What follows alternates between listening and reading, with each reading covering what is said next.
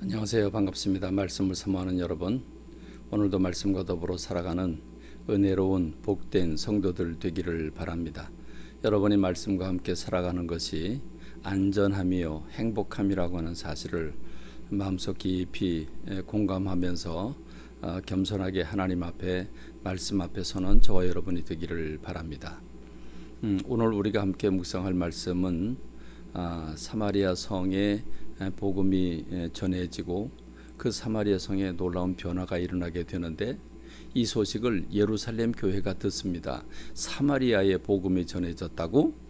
거기 이방 사람들이 살고 있고 호녀라가 살고 있는데 거기 누가 복음을 전해서 빌립 집사가 가서 복음을 전했는데 그들이 복음을 받아들였다 하는 소리를 듣고 그들은 베드로와 요한을 보냅니다. 그래서 베드로 요한이 가서 보니까 성령의 강력한 역사가 일어나 그 성에 큰 기쁨이 있었지만 각 사람이 아직 성령을 받지 못했습니다. 그래서 사람들을 모아 그들에게 안수 기도를 하자 그들이 성령을 받더라 하는 말씀을 주고 있습니다. 왜 안수라는 게 무엇입니까? 손을 얹고 그 사람과 사람이 연결이 돼서 이 사람 안수를 하고자 하는 사람의 영, 성령님께서 그 사람 지금 이제 기도를 해줄 그 사람을 위해서 손을 얹고 기도할 때에 성령께서 역사하시는 겁니다. 이렇게 안수는 이처럼 연결의 의미가 있죠. 하나님의 기름 부음의 의미가 있습니다. 그래서 성령 받은 사람을 통해서 안수를 할 때 손을 붙잡고 같이 기도할 때에 거기 성령의 역사가 나타납니다. 그렇습니다. 성령님은 일하시는 사람을 통해서 성령님을 부어주십니다. 오늘 여러분, 안 믿는 사람들과 그 길을 같이 하고 지혜를 같이 하지 말고 믿는 사람들, 그 중에서도 성령 충만한 사람들과 가까이 하시고 그들과 함께 기도하며 그들과 더불어 관계를 깊이 맺을 때 여러분은 성령님의 도우심을 받을 것입니다. 또한 오늘 우리가 성경을 통독해야 할 부분은 이사야서 13장부터 17장에 이르는 부분입니다. 특별히 이사야서 13장부터 23장에 이르는 부분은 하나님이 이스라엘 주변의 열방들에 대한 심판을 이사야 선지를 통해서 선포하시는 말씀을 볼 수 있지요.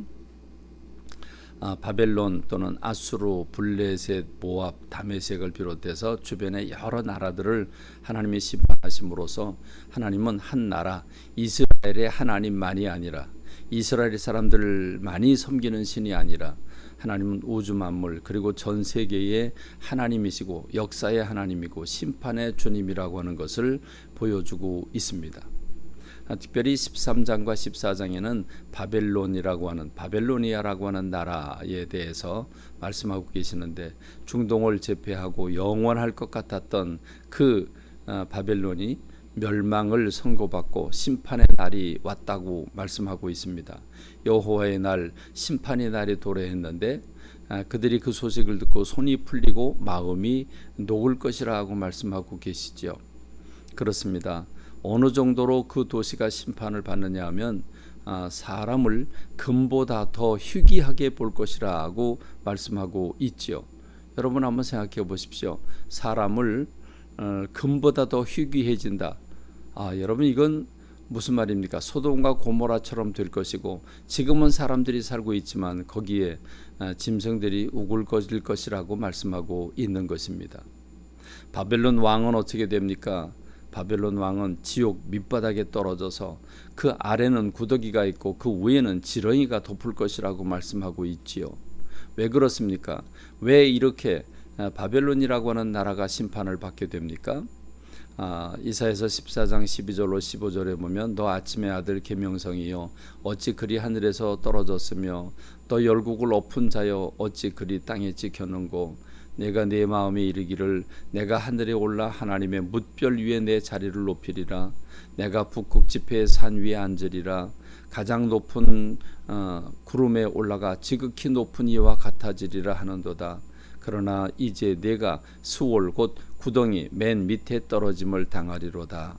한마디로 말하면 그 강력한 바벨로니아라고 하는 나라가 교만해서 그렇습니다. 교만은 패망의 선봉이라고 했는데 그것은 한 사람에게만 해당되는 게 아니라 나라에도 해당이 되었습니다. 하나님이 그 나라를 세우시고 그 나라에 하나님의 주권을 허락해 주셨는데 그가 하나님의 주권을 깨닫지 못하고 교만하고 그래서 그들의 분노를 드러내고 그들이 세계를 하나님을 제껴놓고 자기 뜻대로 살아갈 때 하나님 그 나라도 심판하신다는 사실을 우리가 기억해야 됩니다. 그런가 하면 15장에는 모압이라고 하는 나라 하나님이 오랜 기간 동안 지켜보셨는데 그들을 지켜보니까 안 되겠습니다. 그래서 마침내 하나님이 그 모압이라고 하는 나라를 멸망시키는데 하루아침에 하룻밤에 멸망을 당한다. 어느 날 갑자기 멸망을 당하는데 황폐하게 되는데 짐승들의 거처가 될 것이라고 말합니다. 이 모압이라고 하는 나라는 하나님께서 하룻밤에 망하게 할 뿐만 아니라 3년 내에 망하게 될 것이라고 말씀합니다. 하나님은 시기까지도 아주 못을 박아 놓으시죠. 하나님 모압이라고 하는 나라를 향한 하나님의 계획을 분명히 가지고 계심을 볼 수 있습니다. 17장에는 다메섹이라고 하는 나라에 대해서 말씀하고 있죠.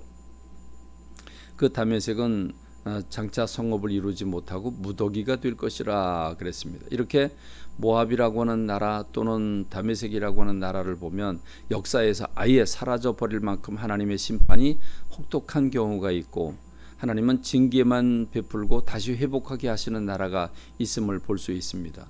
그러면 모압이라고 하는 나라는 왜 이렇게 하나님의 심판을 받게 되었을까요? 이사야서 16장 6절의 말씀을 보면 우리가 모압의 교만을 들었나니 심히 교만하도다.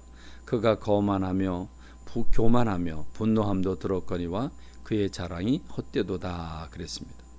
그렇습니다. 이걸 생각해 보면 오늘 우리 대한민국은 하나님의 눈에 어떻게 비춰질까?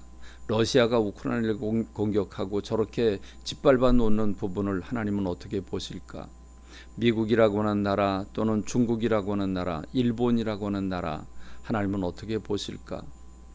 우리가 역사의 주인이신 하나님 앞에 서 있다고 하는 사실을 기억해야 합니다. 사랑하는 성도 여러분, 새벽 기도가 약해졌습니다. 새벽을 깨우고 여러분 말씀과 기도로 붙잡는 일이 생명처럼 여겨져야 합니다. 오늘도 말씀을 붙잡고 새벽을 깨우며 기도하는 성도들 되기를 바랍니다. 기도 소리가 높아지는 교회가 부흥하는 교회요, 하나님 사랑하시는 교회입니다. 여러분 말씀과 기도가 여러분의 삶에 뜨거운 그런 원동력이 되기를 간절히 소망합니다. 오늘 주 안에서 주님과 더불어 동행하는 하루가 되기를 바랍니다. 감사합니다. 말씀을 맺습니다.